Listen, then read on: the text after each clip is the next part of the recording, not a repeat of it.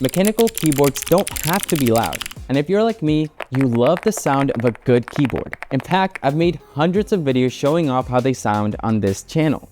But there are valid reasons you want a more quiet, more silent mechanical keyboard, including you want to use a keyboard at the office. You want to use your keyboard at night without waking up the entire neighborhood. Or maybe you just don't like the sound of mechanical keyboards. I'll try not to take that personally. The good news is that building a silent mechanical keyboard or making your existing keyboard quieter is actually really easy. In this video, I'm going to cover silent switches as well as some mods you can make to your keyboard to make it as quiet as possible with an unexpected method at the end. I'm making the assumption that you've already picked out your keyboard base. If not, check out the options at Kinetic Labs, where we have options ranging from 65% all the way up to 100%. We start with silent switches because that is by far the most impactful thing you'll do to make your keyboard more quiet. Here's what a normal keyboard sounds like. And here's that same keyboard in a different color with silent switches. When choosing silent switches, you just have to ask yourself if you want silent linear or silent tactile. In case you're not familiar, tactile switches have a small bump that gives you tactile feedback as you're typing. Linear switches, on the other hand, produce a linear travel from top to bottom. Choosing between linear and tactile comes down to personal preference, so if you're not sure, I recommend getting a beginner-friendly switch tester like this one, which has a mix of all switch types. I should mention that silent linear switches are generally more quiet than silent tactile switches because the tactile bump tends to add a little bit of noise. Here's a sound test of the Gateron Gecko silent linear switches, our top-selling silent linear.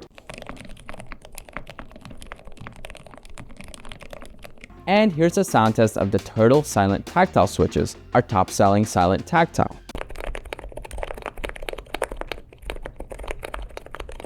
Once you've installed your silent switches, you'll notice that some other parts of your keyboard seemingly got louder. So here are a few mods to make your keyboard even more silent. The most important mod is lubing your stabilizers. Unlubed stabilizers sound very unpleasant, especially on silent builds because, well, that's all you hear.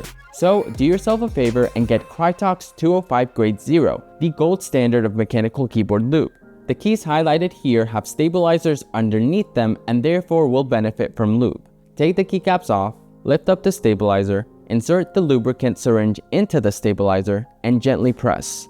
Be careful not to overdo it. If you apply too much lube, you could accidentally cause your stabilizers to get stuck, and it's really annoying to fix. In addition to lubing the stabilizer stem, you'll want to lube the stabilizer housing. Use a brush to spread the lube out evenly. Your goal is to lightly cover all of the contact areas between the metal wire and the plastic housing. Here's a before and after lubing stabilizers. From this to this.